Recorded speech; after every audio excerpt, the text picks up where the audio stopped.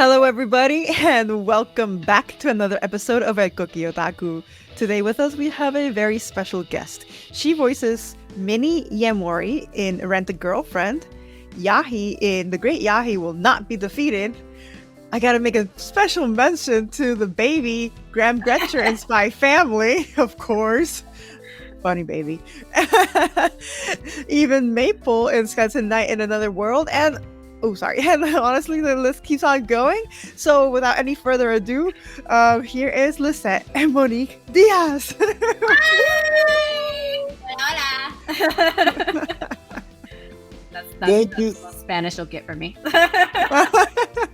So we can call this That's episode already a bilingual one. So There you go. welcome to your bilingual episode with probably 1% of Spanish, with only one hola.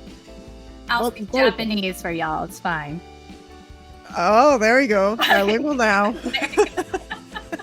Why? How would you introduce yourself in Japanese? Watashi wa Lisette desu. I'm Lisette. Arigato. Hi, dodashimashite. And with that said, we're going to start with one of the latest one latest character, which really surprised everybody. When you guys are playing Smash Bros. This epic fight, and it's an epic battle. The battle's almost decided, and suddenly player 4 joined the fight. The same happened with Rent a Girlfriend, where we had the new character that changed the whole scenario, the whole battle to another field. The Mini Yaemori. How do you describe your experience giving the voice to Mini? Well, I loved her. It was very much we are of the same, like gamer and loves anime, has her waifus, total weeb, obviously. It was a huge shock. I had never seen Rent a Girlfriend. I had only heard about it. I was actually at work whenever I got the announcement, and I had to fight with the internet to load the email saying that. And then 2 days later, I ended up binge watching the entire first 2 seasons before I went in for my first session. And I don't understand why people love it, don't love it, because I think it's funny. I think it's a good show. But playing Mini, I was really excited because it was a big show. It was a well-known show that people already knew. And everyone was really looking forward to Mini coming in. So it was nerve-wracking, of course, but she's definitely the type of character that is in my wheelhouse. Just let me talk and yell and speak really, really fast. Got it. You know what? While we're at it, just for those who haven't even seen this amazing series, how would you describe it? She's your best friend. She's very hyperactive, definitely needs to calm down a lot of it, and needs to stop talking so much and so fast, and needs to take a breath. But she is the main character's wingman. That's all we know, is that her goal for the entire rest of the story is to get the main two together, finally. Because after 2 seasons of this back and forth, she already saw the plot line, she knew what was happening, said, no. We need to fix this. She is your best friend. She's all of us, and that's why a lot of people really love her, because we connect with her.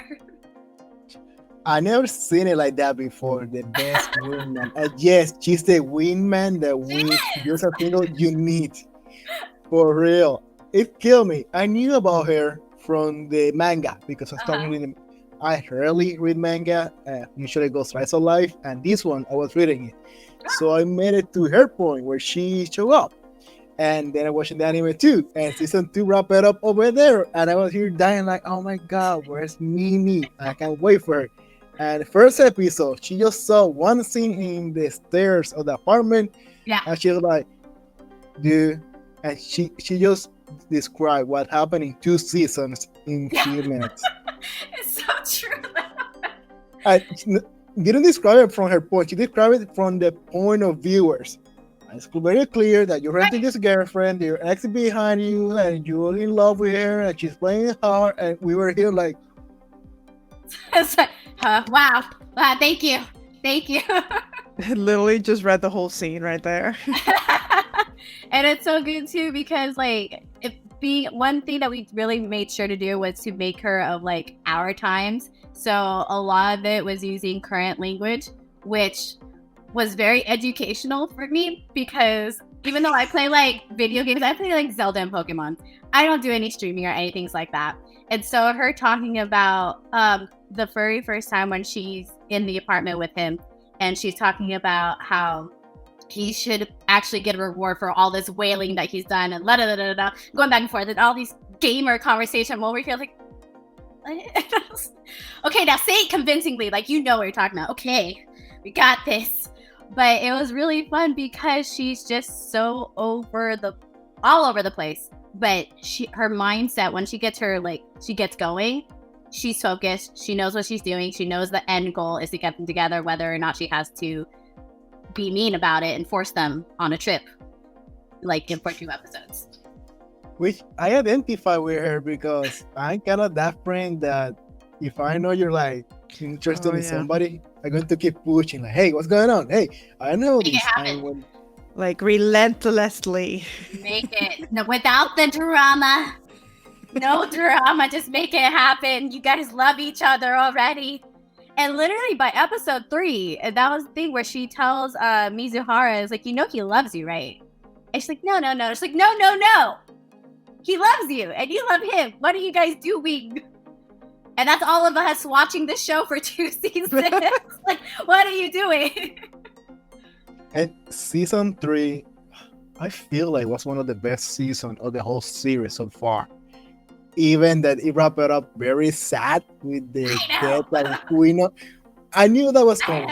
I read it and I knew. I'm like, I know this is going to happen. I'm going to stay strong. BS. I cried like stupid by myself because even that I read it years ago, I wasn't ready for this season. They did such a good job. But it was great to have mini characters because usually when we have harems, the new girl is also in love with the main character. And having a new girl almost a main character, but not in love, just a wingman. Yeah. So we were like, yes, refreshing, finally. So you mentioned that you never seen this series before or read the manga. So at what point do you realize, this character have a lot of similarities with me? Just whenever in the first episode, whenever they have that they meet behind the school and he's telling her that you need to like stop talking because people are gonna know that something's wrong. And she gets the dramatic that all of a sudden she turns around. She's like, I go hard for my base. And my wife uses this and that and this. I was like, she's a fangirl. Got it.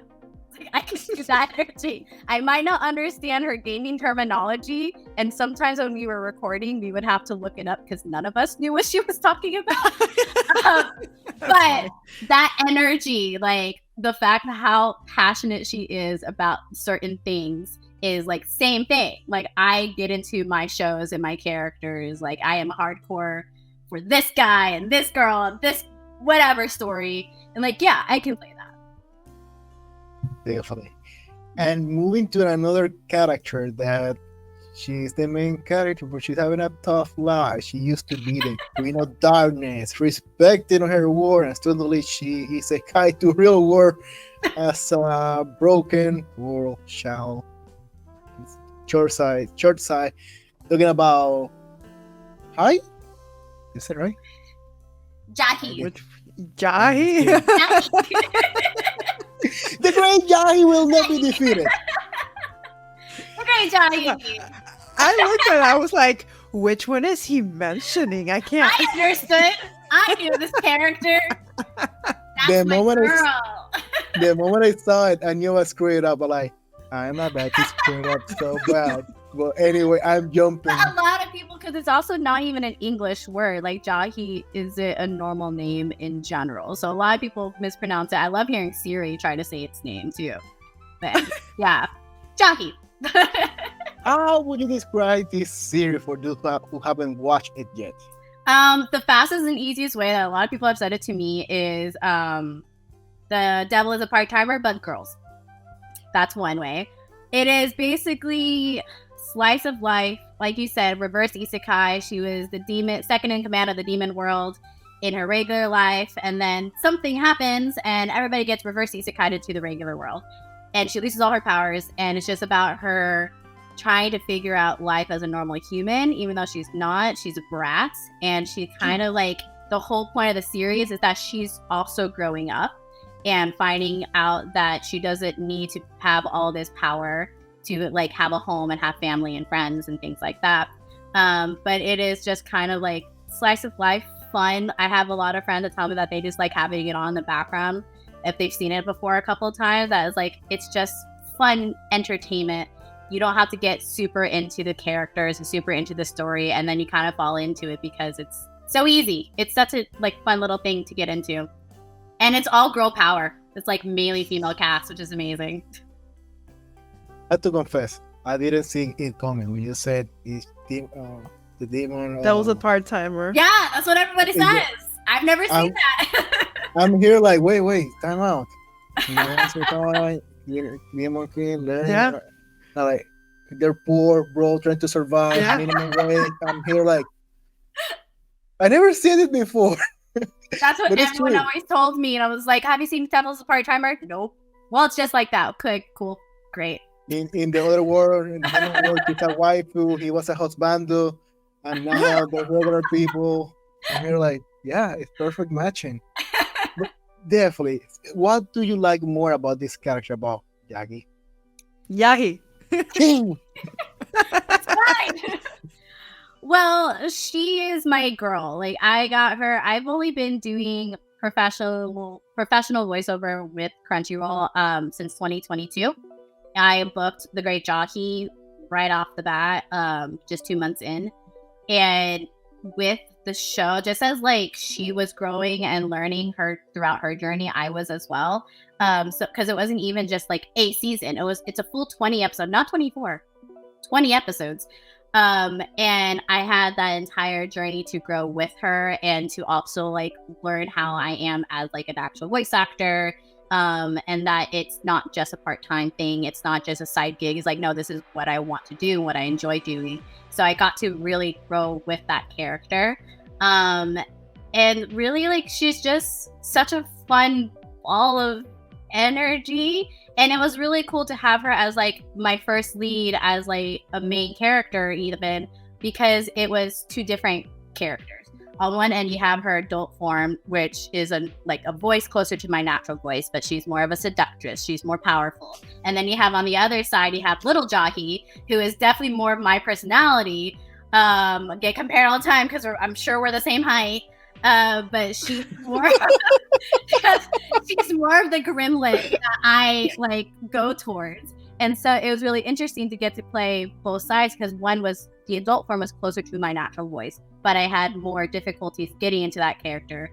While being young Jahy was way easier for me. I can throw off those character sounds and everything, and having to find that balance to where at the very beginning we're very focused on getting the two different character voices to by midway I was able to flip the switch and do both sides like very quickly.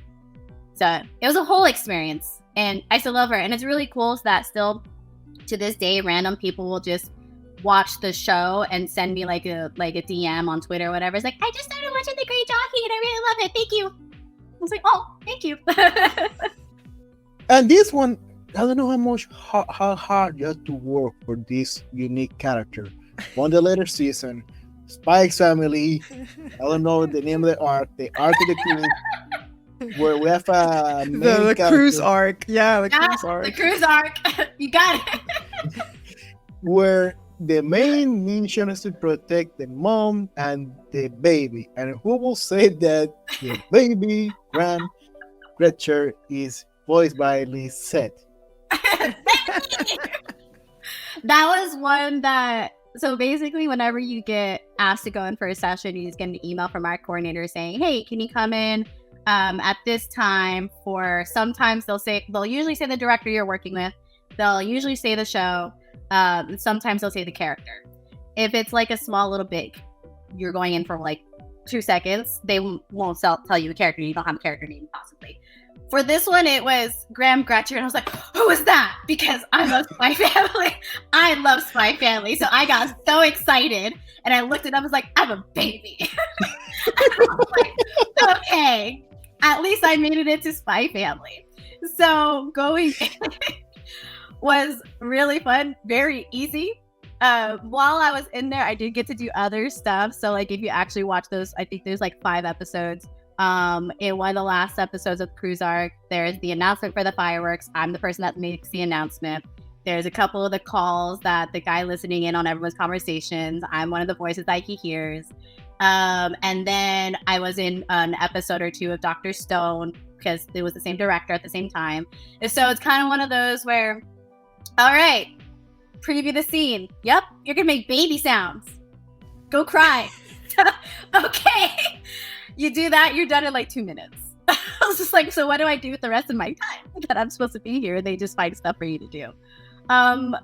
It's actually my 3rd baby that I've done. One of it, which was in Prince of Tennis, and one of which was in a One Piece episode. And we made the joke that, hey, you never know, that baby might come back in like 2,000 episodes because so at least this one, it's like a final thing. It's just a baby that actually had a name, actually had a story, and it was I was really cool because you think you're just gonna cry, you make baby sounds, but you like he got a little bit of a personality. He interacts with he interacts with this person, he screams this, that. But there was like this was also during the holidays, and I was actually sick. I lost my voice for about 2 weeks during the same time frame, and so I had to like reschedule a session, and then I went into like I think it was the last one that you hear him, and I wasn't even at my best, but I was just like, I gotta go, I gotta do this because I can't reschedule again because the episode's supposed to come out. And so I went in, and it's one of those where like it sounds fine, but as the person that did it, I can hear when I hear the episode, because I actually just watched it like maybe a week ago. I could hear that my voice was messed up. Like I had just gotten my voice back the day before that session. So I was super stressed out. And you think that it's just like baby sounds, but because it's so high up in our register, like having to cry and make those sounds, it was like when my voice was slowly coming back, you get your chest voice first. You get your natural voice. And so going past a certain point, like this would have been too high. And I had to I was drinking tea, I was doing lozenges, Robitussin, chugging that thing, and like making sure that I can go into the session to at least cry and make baby sounds for like 2 minutes. And then he made me do like a normal human line as well. And I was like, okay. But yeah, the last one, if you listen, you might be able to pick up that like my baby Gram voice is like a little strained. But you may not be able to, so maybe not. But I know, it was a really cool experience to be in Spy Family. That was the biggest thing. And as soon as I got that, I was like, I'm telling the world. I was like, everyone, I'm in Spy Family. I'm a baby. But Definitely. it's really cool. It's Spy Family. Can you imagine? Oh, the Spy Family episode for this week has been postponed because the voice actress for the baby is sick. That one. No, don't let that happen. Nah, they would just find someone. No one would know. No one knows the difference. Wait, can we just fangirl here a little bit? What's your favorite character in Spy Family? Oh, I'm an Anya. I like Anya every time. Literally, I saw the preview for Code White yesterday on Instagram, and just that 2 seconds of her shooting at the little game, it's like, I almost got it. And he's like, it didn't move. I was like, just like that whole time. The 2 of them together, which was made obviously the cruise arc so great because it was just the 2 of them together for a long time. So good. I love Anya and I love Lloyd, but the 2 of them together have such a great dynamic, the whole family, but they're great. I love Anya. I agree. So Spy Family is actually one of the few animes that Onyx's mom or my mother-in-law has watched, and she's such a big Anya fan too. Yes. I get it. What's not to love about this kid who might not be the brightest light bulb out there, but she is effing hilarious. That's one whenever I was visiting, this was before the episodes came out, but like I watch it with my nieces. They love Spy Family as well. And they hadn't watched any season 2. And we were there for the holidays. Like, but you guys have to understand and watch this one episode with me. And it was whenever they get the macarons and she has the full moment where she eats it. And she like goes Super Saiyan and she starts like doing all of her homework and then she still fails everything. I was like, but you guys don't understand. Like, because this is for some reason playing on a repeat in my head. You have to watch it so I can talk to you about this. Like, I love Anya. She's just so dumb. What's really killed me about Anya is every time that she starts thinking, if dad find out that mom is assassin, they're going to fight together, they're going to break up, they're going to throw me back to the orphan. Right. And I'm like, here. The best thing too is that the fact that she knows everything. Like she knows all the tea from all of them while no one else does. And yet she's not like smart enough to really like use that power to her advantage. It's like she's just like, I'm going to save the world. So I'm really excited for the movie. Cause like, I mean, come on, Spy Family movie. Like what are they doing? I don't know.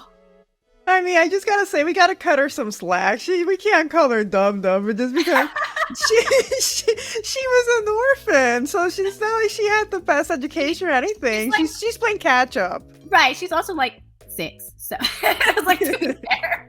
Whenever you're in like the whole with Damien and all of them, that's not fair for her. I'm sure she's just like normal, average level, to be honest. But in comparison to everybody else, yeah, not her fault. Agreed. And I didn't skip this one. It's supposed to be in the second, in the order of our script that we never follow the script. It's supposed to be in the second one. One of the latest. You know what? You can announce this one. Your latest. Yeah, I'll go ahead. I'll announce it because by the time this airs, it will have been announced.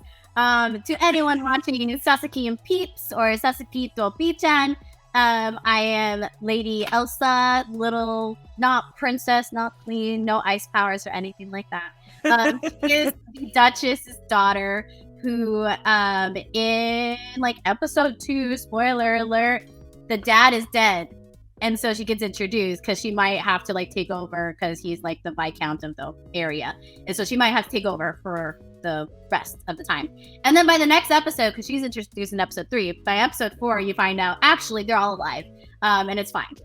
But she does come back, I'm assuming, because I've been spying on the story. And it looks like, because it's an isekai, it looks like she might go into the human world, which I think is interesting because that's normally not something that happens in an isekai. Because in pictures or in photos and stuff in the manga, she's wearing normal, regular school clothes or like regular outing clothes for Makes regular sense. Japan. And so I was just like, wait a minute, is she going to go and she's going to go to school or whatever?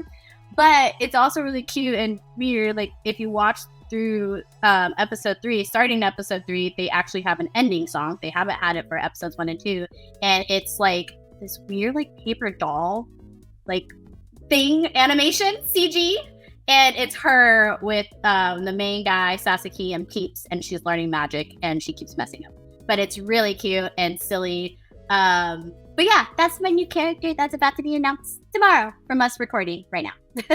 For the first time, I had this exclusive. I beat Crunchyroll for the first time. It took me 2 years and a half. Hopefully. Did you really?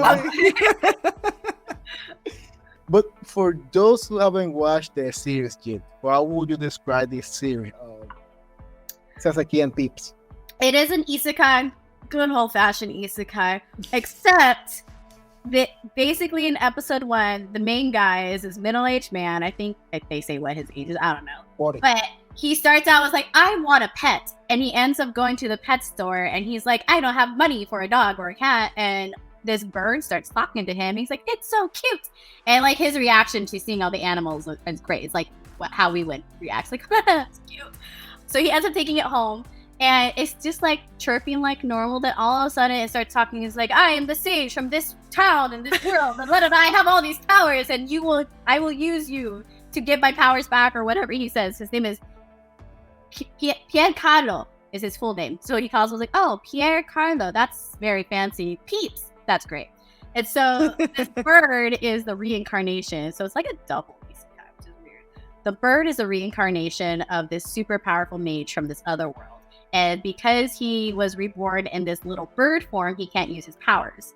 And so he ends up making a contract with Sasaki so that he can go back to his world, and then he does the typical, as all isekai now do, he's able to go back and forth and is like, oh, let me sell this Japan merch in this other world and make a bajillion dollars, and now he's not poor, and now everybody's depending on him. Of course, he's super powerful, and also, like, I it's kind of all over the place, because in the regular human world, you find out that there's psychics, and they find out that he has powers, and so they bring him to the government to like help the psychic organization. And surprise, the like mortal enemies of psychics are magical girls. And so they're exactly. That's like introduced in episode like 5. I'm like, okay, now there's magical girls. Great. So I'm really curious where this show is going, because it's very new. Like the manga, because it's a light novel series first, and the manga is just coming out. So it's very hard to get any information. But yeah, it is kind of all over the place, but it is a little bit of everything you normally like in a show. So watch it. That's very convoluted. Very convoluted. But Yeah, interesting though. Yeah. Something And that's you might be getting a little bit of a little harem as well. Even though they're all younger girls, they're all kind of like falling for him too. Yeah. oh my god, this Yeah. is great. This is great. This is great. This is great. Oh my I was kind of God. surprised because on the trailer, as a confession, double confession. I'm the guy. I see the anime, and many of my folks, they will kill me because I'm saying this. I see new anime because I go to Crunchyroll list. I filter for new episode and dub. So if it is not dub, there's a good chance I'm going to miss it. And I did my homework last week. So that's why we're barely episode 1 to episode 2. I missed that one. But I watched the trailer. I was kind of surprised to see that the main character being a 4-year-old. Yeah.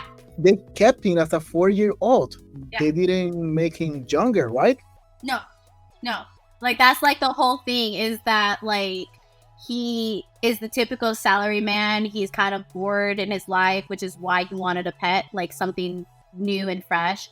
And now that he's older, all these other characters are popping up as like, oh wow, you're like wise and smart, and like you know what's going on, because he's an adult. He's not a kid.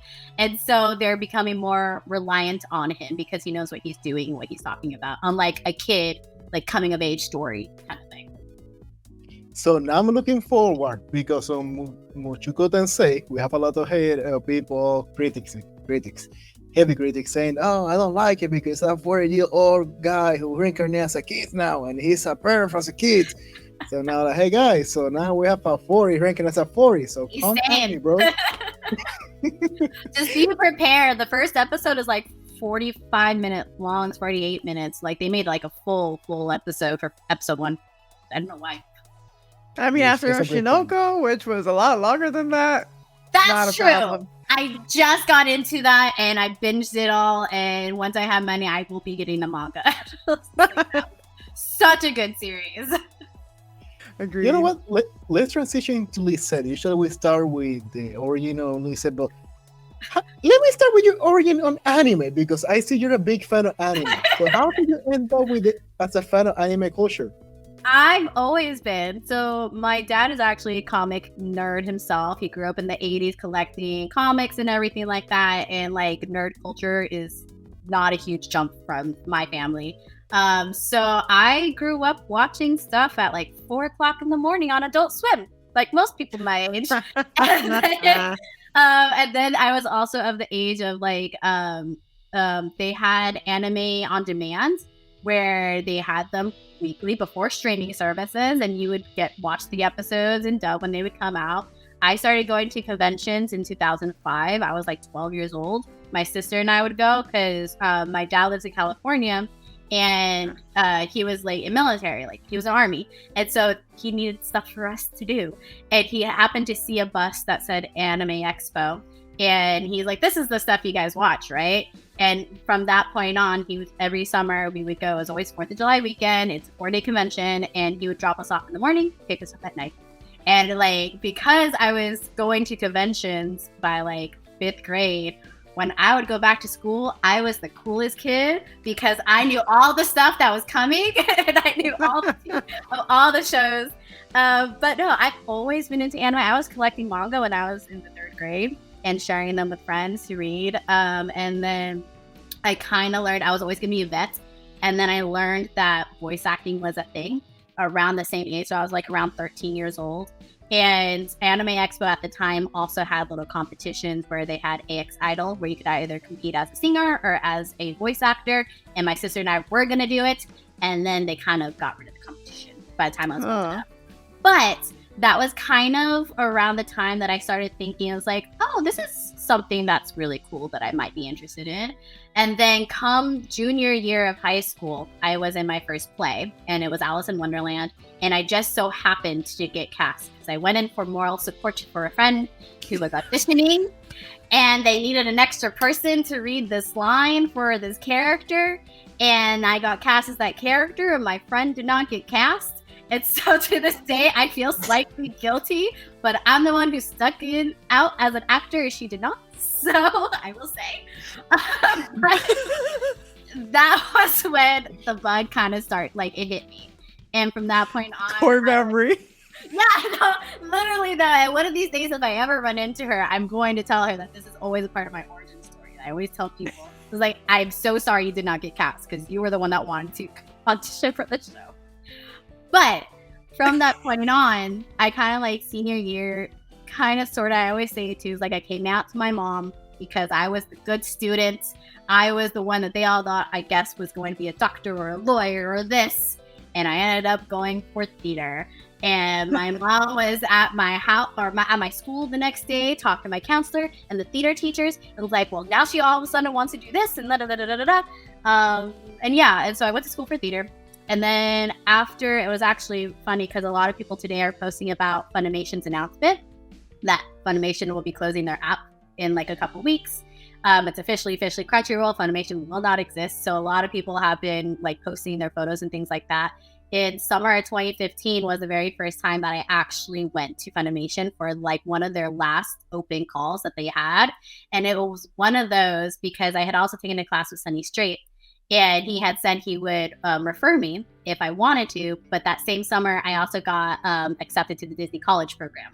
So it was one of those stay and go after being a voice actor, which is kind of something what I've always wanted to do, or go fulfill my Disney dreams. And I ended up going to Disney.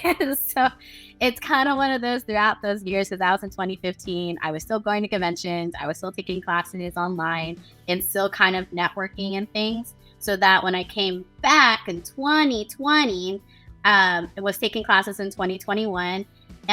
When I had my very first session, it was with iLight Studios, like a little Walla session that they had all together. They were just very first Walla group. So basically, if you guys don't know what Walla is, it's background voices. You go in as a group, usually 2 guys, 2 girls. Sometimes a lot of times I've gone in with groups of girls. One time we had 3 girls, 1 guy. It's whatever. To do all the background voices of the shows. It was their very first Walla group all together. They had just been accepted because they were a new studio at the time. And from that one session where we were doing Walla, and I read one line for a random character for some isekai with a really long name.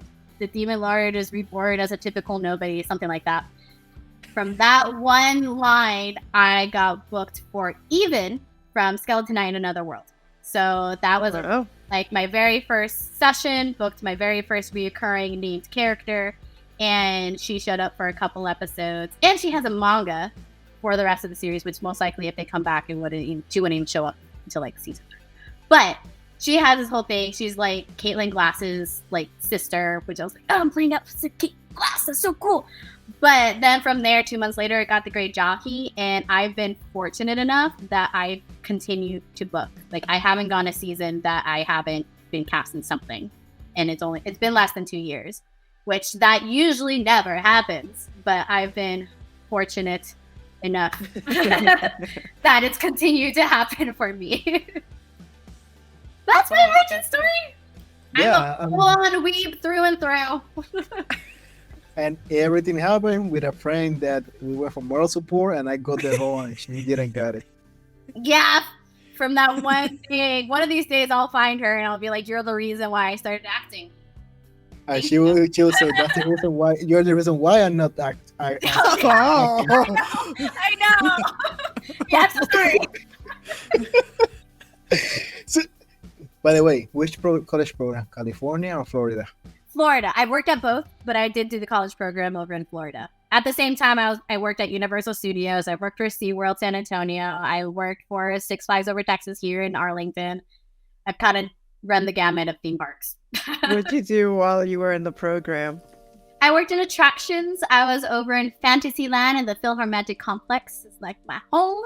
Anything that they talk about or make an announcement for Philhar, like the 4D shows, my heart. Just like, I love that place. Kilimanjaro Safaris. Hey! I know a lot of people that did that. And that's the thing too. It's like, I'm sure you can attest. Like, I still am in communication with all of my roommates and everything, and all through social media, we still like talk and everything, and a lot of my program peoples. And next year will be 10 years, and I already been thinking that we need to do an anniversary and show up next year, 2025. Oh my God, it's been that long. Wait, Yeah, we had our 10 years already, Kara. We had our 10 years. we're at 12. We also. So we met. We met in the Disney College program. Yeah, we were 2012. I love that. My God, Is that crazy? Like, I saw something pop up, like with the photo or whatever, and I saw the years. It's gonna be 10 years. Dang. so Just like that. 12 years and we've been married. What? 8. I don't ask me. I lost count already. No, I lost count. sorry. God. Don't ask. People ask me. I know the day and the month. That's enough to keep me alive. Mm-hmm. I promise. 8. People ask me, "Hey, how Oh, many?" see, now years she's you counting. Yeah. So every time somebody asks me, going back to this video, let me go. Okay, exactly. Like, on this No way. day, it was 8. No, 7. Sorry, 2017. 7. I was like, wait, it doesn't make sense. See, you Yeah. guys figure it out together. There we go. Thank you for saying it. A quick question leaving DCP, Disney College program behind. About your voice, most of your characters are high tone, high pitch. Yeah. Do you have to train your voice for that? How difficult it is for you, or it's not? And what do you do to maintain your voice, those high tones? I've actually learned through doing this that it's very natural for me, which was a surprise for me because before doing all the professional stuff, a lot of times people would do online auditions and things like that. And a lot of times when I would do stuff, it was more boy characters. Like, that's usually like me. I don't have a high pitched voice naturally, so like, let me audition for the boy characters and little girls. But whenever I started getting cast and stuff, when I would get cast, let's say for like Minnie, and I watched the little preview of what she was and how she sounded, I was like, of course, that's my character. Because I'm realizing, and I think maybe because I watch a lot of anime, and let's say my mom would say, because I'm Puerto Rican, I talk a lot, I talk fast, and when I get excited, I talk faster. And so growing up, that was one thing too. Like, even in the 5th grade, I got like a little, and I'm sure I have it somewhere because I'm a hoarder as well. Fastest talker award. And that's just always been something that I love diction. I love learning new words and like vocabulary and reading and things like that. So like, if you're talking about things to practice and just in general, any voice actor, any actor will tell you to read out loud. And growing up, that's all I ever did. If I had to like read my history books, or if I was reading like a regular like Harry Potter or whatever, I was reading it out loud and I was saying the words with my mouth and hearing how that sounded. Especially if you're doing characters like again, Harry Potter, if you throw that out there, if you're doing them with a character that's helping you develop certain characters and you're having to think about those acting choices, even though it's all there in the book, obviously. But as the voice actor, you're having to find the voice. So if you're playing a female versus a male versus a kid versus an adult kind of sort of thing. So I've always done that growing up. And then the same thing, if you consider a huge Disney person, watch the movies, I'm saying those lines out loud as well. And that's just something I didn't really notice that were training me until I started getting cast. And I kept getting cast as those high-pitched, loud, talks a lot, and a lot of times gremlin-y is what we often say, characters. And so it's gone to the point where that's kind of my typecast. And it was a surprise to me because now that I'm doing these auditions, when they send them out to us every season, I find that I struggled more with the boy voices because now professionally I've gotten used to doing the high-pitched characters and the loud characters. So now I'm having to like focus in and like think back. I was like, okay, well, I know I can do those voices because I've done them before. So now I have to like actually train my brain because whenever I go into an audition, let's say today I was doing one and there was a character who was an adult female who is in my natural range. There is a character who is child female who is higher and loud and yelled. And then there was like another squeaky character kind of sort of thing. The two high-pitched characters, got them done. Easy. But the one that was in my natural range, I actually had to focus on because my natural tendency is to go higher now. And so that was something, especially when I was doing the Great Jahy, why it was a really great learning chance for me, even though I was working, was getting to play those different characters. And when I realized that like Jahy adult form was harder for me, that like, okay, so this is what I need to focus on, what I might need to take classes on to get back into that, because just playing natural me, I'm realizing, because it's not putting on a character, it's more real, it's harder for me and it makes me think more. And so like I've had conversations with one of my friends who she kept getting cast as like the really fun, sweet spoken, like if you watch Laid Back Camp, that kind of style. Oh wait, no, you guys know Hannah. I was talking to Hannah Haley about this. Like, you guys interviewed Hannah. This is the Laid Back Camp. I was like, yeah, the Laid Back Camp, but like Hannah keeps getting those characters like Saint Cecilia. Loved that show. And like for Hannah, they have a really good ground foundation of being able to do like a natural, even though it was higher pitched, the acting side of that was able to play this soft, sweet spoken character, and then got to do villainous and got to be all the crazy fun stuff that Hannah loves to do. And so we had this whole conversation before too, because Hannah kept getting cast as those really sweet characters and I kept getting cast as those gremlin characters. And Hannah wanted to do the gremlin characters and I wanted to do the little soft-spoken characters. And so we both were just kind of talking about how like those are things that we need to work on separately. And this was like over a year ago. And so now I'm hoping that with Elsa, who is, she's a little excited little girl every now and then. In episode 3, when she gets introduced, something that Helena, the director, we were talking about how this show is slower and she is more of a princess-like character. And so I'm having to like now get to focus and play on that kind of story or that kind of character that I don't get to do normally because I haven't been cast as that. So I'm hoping with Elsa, I'm going to be able to get more comfortable in it and be able to look more of those kinds of characters. That's cool. Last question. Oh no, it's just my parenthesis was something I've been dying to say throughout the entire episode. I'm gonna put you here so that everybody can see. I love your corgi butt mouse pad. Yep. Got this. 2 Christmases ago. I'm surprised he hasn't come upstairs. He's downstairs because before this I was eating dinner and they were eating dinner or whatever, and usually he'll come running up, especially if he hears me talking to someone, because he wants the attention, and he'll usually be on the bed, and he hasn't even come upstairs. So I'm really surprised. He's confused. I'm assuming he thinks that I'm just gonna go back downstairs, which I'm not. So yes, because I have a corgi, I have so many corgi things. But it's fine. I'll take it. I'll take all the quirky stuff. What about your Japanese? Mhm. We started the episode with a welcome in Japanese, and that flow kind of natural, at least for me. Where that came from? Oh, I took Japanese in high school, and then I also continued it through college. And I've been to Japan twice now. So I went in 2012. My school went, or UNT. We went to Japan for a month, and then I went Oh my God. last year. This time last year, my family and I were going. It was for my 30th birthday. My dad and my stepmom took the family to Japan, and I was their translator. But I'm not fluent, but I'm conversational enough. And because I've been doing it long enough, I have really good pronunciation. And so whenever the bit Japanese that I can say it well. And so whenever I was in Japan, multiple times people would ask me if I lived there. I was like, no. Yeah, no.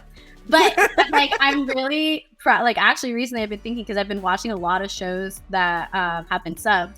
And I've been very proud of myself that every now and then I'm able to know what they're saying without having to read the subtitles and catching whenever the subtitles are wrong. I was like, that's not what they said.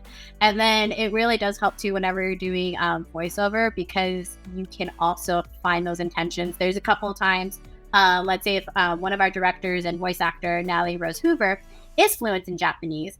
And she was actually, I don't know if we're going to talk about it, but she was the director for Remake Our Life, where I played Maki Hashiba.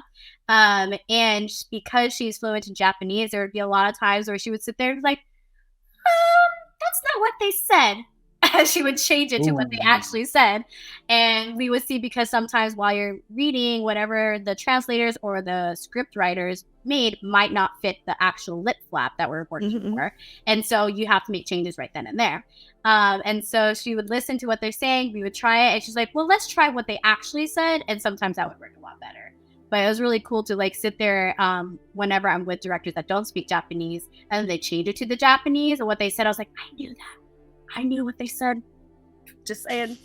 But no, I love the Japanese culture. It was one thing that if I want, at the point that I was taking Japanese, it was a skill set that I could use if I wanted to use the route of being a translator and a script writer to get my foot in the door for voiceover. So yeah. The only thing I know about Japanese from Duolingo, so Komiso Kudasai. So that's the only thing right now, the Duolingo isn't great. You haven't practiced again. But yeah, no. I need to practice. Moving forward, back to anime. Oh, I don't know which show to start. Let's Remake Our Life, because Lisette mentioned Maki Hashiba. I did. I was like, but you mentioned also Skeleton Knight and Remake Our Life, and I'm like, even Maple, yeah. But anyway, Remake Our Life. We already Remake Our Life. Well, Maki Hashiba was my first kid, which I thought was really cool, and it was with Natalie, that was happening while we were recording The Great Jahy. And it was really cool. It was our very first time meeting. Natalie actually plays the boss in The Great Jahy. So if you haven't watched it, or if you get to watch it, she's the boss character and I'm Jahy. So going in, I booked the character. She just needed a little girl for a couple episodes. And going in to work with her was the very first time we were meeting. And we were like, oh my goodness! Because we had been hearing each other all this season, playing opposite of each other. And then she's a really cool person, just insane. She wears pink all the time. She's super, super sweet. And we like a lot of the same shows growing up. But getting to play Maki Hashiba, one, getting to work with Natalie Rose Hoover, amazing. Two, getting to work opposite Jerry Joel, who is a director and amazing voice actor, and my favorite voice actor, was kind of a huge highlight for me, because I was his daughter. But it was really cool getting to play my very first little girl, because it was one thing getting to go in and do Jahy, which was more gremlin. That's what we say in the industry, professional terminology there. And then having to turn that off and be like, I'm just a normal little girl now, and focusing on that, because I had never played a little girl actually before. And so that was more of my mindset going into it. And I think it came out fine. But it was kind of like nerve-wracking on that end. And then I remember going in and with Jonathan Rigg, who was the director of Great Jahy, and he said the same thing. He's like, I can't not hear Jahy. I'm so sorry. But I can do more, Jonathan. But that was like the biggest thing. And ever since then, I've gotten a lot of little girls. So I guess I did a good enough job. And talking about anime theory in this series, so for those who haven't seen this series, I will describe this series for those who haven't watched it yet before we go into the theory. It's slice of life / paranormal. I guess paranormal is what a lot of people use now to describe things, I'm learning. But basically, main character, Jerry Joel's character, is kind of fed up with his life, as they normally are the first episode. And he just wishes, what if I could change all that? And all of a sudden he wakes up and he's back in college, and he now has the opportunity, or he's back to applying for colleges. And instead of going like the business route, I think, or like it was the professional route, he ends up going to film school, which is what his dream was. Film school, gaming school, I don't know, some entertainment art school. Some entertainment school. It's like school.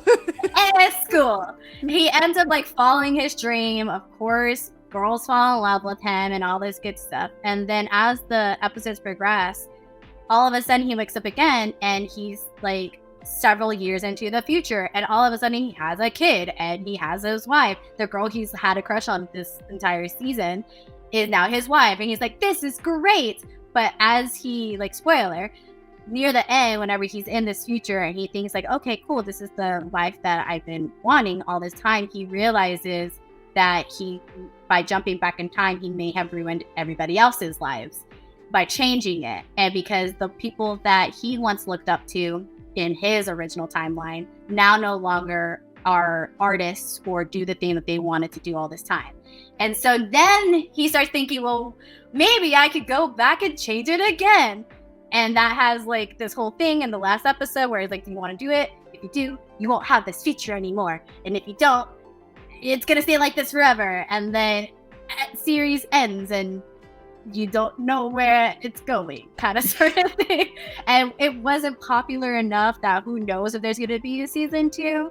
Meanwhile, I'm over here like, I need to know what happened. And 2, I do know apparently that in the future series that Maki Hashiba grows up and she has like a little side thing happening in the side story or something like that. That's what Natalie was telling me.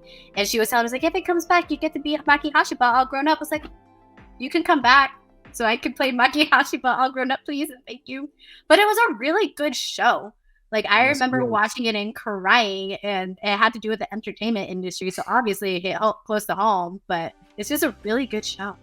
I love it so much. And in previous episode, we had the chance to speak with Marisa Duran. And we also had the chance to speak with Lizzie Seidel, which is Akichino. So we both said, we need season 2. Please, we need answers here so bad. So theory here. So now in theory, because Maki, I don't know the name of the baby. Hashiba. She is like a accident of that alternate. So do you see Maki happening? You see Maki as the baby that never happened? Well, according to Natalie, she has a side story grown up. So I think something happens, but then that's the whole thing. Well, we all know it's one of those, when you watch a show and you know that the guy and the girl are going to end up together, the whole point is watching how it happens. You know which one she's going to end up with. It's fine, whatever. So even though it sounds like that no matter the timeline, they're going to end up together. Most likely. And like Maki Hashiba might still happen. Sure. I was kind of confused. I don't know. Because last episode, Eiko, the red hair girl, she threw her punches. And they were solid landing. And Marisa was like, I asked Marisa, so who do you think is going to end up? She's like, of course, my girl, red hair. So now here like, would say that. So now we're here like, wait, when she said that, I'm like, there's go Maki, she will never happen. But it's one of those, main guy, main girl always end up together. Come on. Okay. And maybe he's already attached to his daughter, so he's like, well, I have to make it happen anyways to have the daughter. Or maybe Honestly, he'll have Maki, but with red hair. Wow. it's gonna sound weird, but all I keep thinking is science. Is it always gonna be the same sperm and the same egg? Exactly. It's gonna be the same kid, but she has red hair instead of the blue hair this time. So either way, she's gonna exist. In this moment, Kiara, this is when you need to bring religion. Yes, it's going to happen. Please, let it there. Let's move forward. This is getting complicated. This is one is not simpler. But you have also the character of Ava and Maple in Skeleton Knight in Another World. Yep. It is simpler, kind of. How will you describe this interesting series, which everybody was in shock with episode 1 when it was released? Yeah, that was actually, I remember watching because I hadn't seen it when I booked it. And so I was watching the show when I was walking into like work at the time I was at Six Flags. And I was walking in and the first episode has that very interesting opening sequence that went, ooh, volume down. It's like, this is not going, don't worry, guys. But once you get past all that, I know a lot of people were very much against it, but I'm like, I'm a realist. Like this, that's kind of how it was back in the day, if you think about it. So great. Anyways, it is an isekai. Typical. What made it fun was that the main character, as a lot of them nowadays, was a super gamer nerd. So him going into this, he was like, I have all these stats and this power and this ability, and I know this, because he already unlocked everything. And it was really cute to see. I can't remember who voices him, but it was really cute to see like his inside voice versus his outside voice, where he was like, I'm a hero. And then on this, it's like, oh my goodness, this is so cool. Where he was just so excited to be there, as we all really would be if we got isekai into our favorite video game. And so it's a fun isekai RPG series where he came. Hello. Sorry, my dog appeared. Have you been here? You want to come up? There you go. Hi. He's adorable. He's like, Mom, you left me downstairs for an hour. What happened? Anywho's distraction. He's so cute. Thank you. This is Conan. If anyone knows Detective Conan, that's what he's named. My little detective Corgi. But so Skeleton Knight, it's just literally main character is excited to be in a video game world. He's totally OP and beats up everybody, but he's also like helping Kaylin Glass's character. I wish I could remember her name. The main character, Arian, I think, helping her like save the elves and save the world and all this good stuff, as you do. And along the way, they do run into like the elf village. Sorry, he's taking a spot. He's big. They go to the elf village, and you meet the sister elf, who is a fighter, a warrior elf, I think is what they call them. And that's Even, who is my character, the big sister who absolutely adores and loves Arian, her younger sister, and like cuddles and loves on her as many times as she can, as long as she's in existence. What's cool about that was, again, I said it already, but getting that like right off the bat, like from literally one line in my very first session and booking Even, and then finding out later that she's actually a reoccurring character, and then finding out later that actually, if you proceeded to the story of the manga and the light novel, she has like a whole arc where they go and they're training with her and everything like that, and she's like a big part of the story. And I'm sort of sitting here over here like, can we please get to that so I can do it a little bit more? But that, again, that like was very much an educational side for me, because I had booked it so quickly. I hadn't gotten used to like, I'm a voice actor now. These are the things I need to do, you know, from like warming up to cool down to start eating certain things, drinking certain things and stuff like that. And so, and that was also really what made me realize that, oh yeah, I can yell and be crazy very easily, because I'm still super proud of whenever I see that like scene back on like my reel or whatever. Like, I did a good job. I really enjoyed how that came out. And then if I look back on the second episode that she shows up, where she's like very chill, she's just talking, that is what I struggled with. And so I still know to this day, like I still need to work on a lot of things. And that is one of the sessions that really showed me that was working with Even. I hear you talking here. I'm just also wondering, because you also talk about it. It'd be so cool to see you and Hannah together in the same room, just talking. Oh my god! Because I'm here. I don't know if you see me. I'm just here, like, oh my god, this is hurting. Because I've been laughing too much, and I'm like, oh, stop. When Hannah and I get together, we're hanging out for hours. I can imagine that. We're just talking and just chilling, and sometimes talking anime, sometimes talking work, sometimes talking life, all of the above. And now we've actually just learned, because Hannah and I moved recently, we're literally like 5 minutes away from each other. And so we keep talking. I was like, you know what? We're not busy with life. We actually maybe should hang out. 5 minutes away. Cool. Wow, that's not bad. I will grab a beer. I will stay just in the background, just to just listening. And I will be like, hey, do you guys don't do that topic? Let's move to the next topic. Right, you're the mediator. Definitely. So, and as a mediator, moving to the last season, well, it's not Beauty and the Beast. It's not Belle. We're talking about the Sacrificial Princess and the King of Beasts, where you have the main character, and I'm going to screw up so bad this one. Sai? Yeah, it's just Sai. So, yeah, it's just Sai. So, if you haven't seen it, it is a shoujo romance, obviously Beauty and the Beast. But the story with that is that the main character, Sarifi, who is voiced by Emmy Lowe, is supposed to be sacrificed to the King of Beasts in order to appease the beast realm. But then you find out that actually he's not sacrificing anyone. He's really, really nice. And you find out that he's also like half human. And part of that is like finding out the mystery of like, how is he half human? How is he half beast?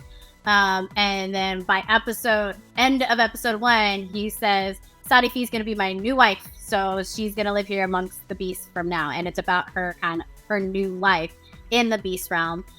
You see some humans show up, and she's trying to like make them understand that beast kind are nice and normal, just as humans are. And she's trying to make Anubis, who is the beast right hand, like her, even though he hates her. Anubis is one of my favorite characters because he has a silky smooth voice and is really funny and really mean to her, and it's just great. So the characters Sai and Klops together make Cyclops. They're two little balls that just kind of are Sarifi's aid while she's in the castle. I play Sai, who is the eyeball, and Christian Arrows is the mouth. And so it was really great to play a character for 24 episodes that I didn't have to match flaps. And I just got to make sounds the whole time. Every now and then, if we were like matching where they said the same thing at the same time, I got to like match Klops's voice or his mouth flaps and everything like that. But a lot of times, because they're the typical characters that show up and they're in every single episode, but it takes 2 seconds for me to do the lines because a lot of times I'm repeating what Klops says because Klops talks and then I just say his last word. So he might say like, oh my goodness, the king is so great. Great! And that's all I say. Then I'll go on maybe later on, just make a sound. And then I don't eat. That was something I learned in talking anime physics. It was really interesting that Sai like feeds Klops the food or the cake, and he like I reacted saying, oh, that's so yummy. I was like, how do you know that it's yummy? But okay. So it's a weird dynamic of physics and everything, but it was so cute. I love Sai and I love Klops and the two little babies. They're so fun and adorable. It was definitely me because it was the same director as the great Jahy, Jonathan Ring, who also did Sacrificial Princess. So it was really funny getting cast. And when I did see it and I went in for the first time to do it and I did the thing, I was like, I see why you cast me in it. This is basically Jahy. Got it. Little gremlin energy, make the sounds, roll around, done. What was really cool too was getting to play off of Ray Hurd, who plays the king, Leonhardt. He is the lead. He is the king of beasts. He is also the narrator for the great John. He will not be defeated. And so getting to play off of him was so cool, and I actually got to meet him, and it was really funny because he is a giant of a fella, and I am not. And I have a photo, and like when we've met a couple times in the studio, and it's always so funny to see us together because we are complete opposites of each other. Because he's like 6'7", and I'm like, my God. he's 6'7", and I'm 4'10". And so when we first met, he was sitting down, and then he stood up and went, whoa. And so it's actually Who are you? It's actually a joke now when we go into studio, because there would be several times that like I might go in after him and the mic is all the way up here. And I'm like, I need it adjusted. This is fine. This is fine. And they'll drop the mic all the way down just to me. And then continuing on from that, in the new show, Sasaki and Peeps, my character Elsa, the dad who dies and comes back is Ray Hurd as well. And so we keep getting cast opposite of each other's, which is really fun to me. But yeah, the other day when I went in to do Sasaki and Peeps and I heard his voice and I heard the King Leonhardt in there, it really threw me off for a second because I was his daughter. But Sacrificial Princess is a really good show. If you haven't seen it yet, if you like Beauty and the Beast, it's great. If you don't like Beauty and the Beast and you just like shoujo romance, it's great. It actually has a little bit of like action in it, just a little bit, but it's not like crazy. It's really cool. Unfortunately, spoiler, no love triangles, straight on Sadafi and Leo, but it's a really sweet story. It's really good, and it was stressful watching it because I was watching it as it was coming out week to week, so it was really stressful near the end, but it was a really good job. And the manga is continued, so we're hoping that it might come back. And talking about anime physics, so Luha and all of these characters, do you consider them furry characters? Consider them what? Furry? Kiara, furry. Your favorite characters. Furry. Thank you.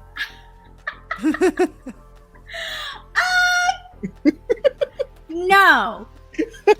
Because in this world of beasthood, they are basically what we would consider humans. They're just a different race. And so, like, that's actually, like, that's a big topic in the story, is that it's basically racism. Because on both sides, you see sometimes they, there's like 1 or 2 episodes where they're in the human world. And one of Sadafi's best friends growing up, he's totally racist towards the beasts because of things that he was traumatized growing up. But the more he interacts with them, the more he realizes that they're just like everybody else. And then the same thing with Sadafi, where she's just a normal girl who's there. But the more she's introduced to like other royal figures, princesses, and like army people and stuff like that, and Anubis specifically, they're all racist towards her. Even though she hasn't done anything, she's just a human. And so like that's the whole thing. In this world, the beasts and the humans are just different race and different cultures. And so like that's the whole thing, is overcoming racism. So that's why. Got you. Lisette, thank you so much. It really has been super fun tonight. Any words of advice or life advice for those who are considering joining the voice acting career or just starting as a voice actors? I would just say my go-to is typically, I grew up being a Disney kid, is to chase after your dreams, because dreams do come true. Like after all this time, it's happened. And a lot of times growing up, it was like, at least going towards this dream, towards this goal, a lot of the, are you sure? Getting that backup plan, maybe you should be a teacher, maybe you should do this. It's like, no. The more you focus on that dream and that goal and you work towards it, it's going to happen. And so my biggest thing would be to like never give up on your dreams. And I know that's a very naive word of advice. Sorry, stop looking. Stop. I saw his look. I was like, Mom, stop talking. No, he's looking at you with so much love. That's my word of advice, is to never give up on your dreams. Because yeah, it's just a childish thing to think or to say, but it's true. As long as you keep going towards it, it's going to happen. As long as you do it the right way and you're really working towards it and you put your whole heart in it, yeah, it'll happen. Maybe not as fast as you think it might happen, but it's going to happen. Awesome. Thank you so much. For those who haven't followed you yet, which social media can they follow you? Look up my name, Lisette Monique Dias. I will be there. I'm on Instagram. I'm on Twitter. Yeah, those are the main ones. I'm on TikTok. I sometimes post. I post more Pokemon stuff than anything. But Yes. Twitter and Instagram is usually where I'm posting. Just Lisette Monique Dias. And to make it easy for you guys, just go down to the description of this video, go to the description, expand it, and you're going to find Lisette link to her website, to TikTok, Instagram, to all the ones she mentioned already. And because you already made it over there, please go to the left to subscribe, go to the right to like on this video. For us, we humbly ask you for subscribe, like, and share our YouTube channel. Also, you can follow us on Twitter, X, Twitter, Facebook, Instagram. Yeah. So for me, it will be other Twitter. TikTok, Twitch, go to Google, right? Kokyotaku, you can find anything where we're going to be, and any convention might find us on the East Coast. So thank you so much. And we will, Lisette, thank you so much, Lisette. No, thank you for having me. And we will see you in the next episode. Sayonara. Bye. Adios.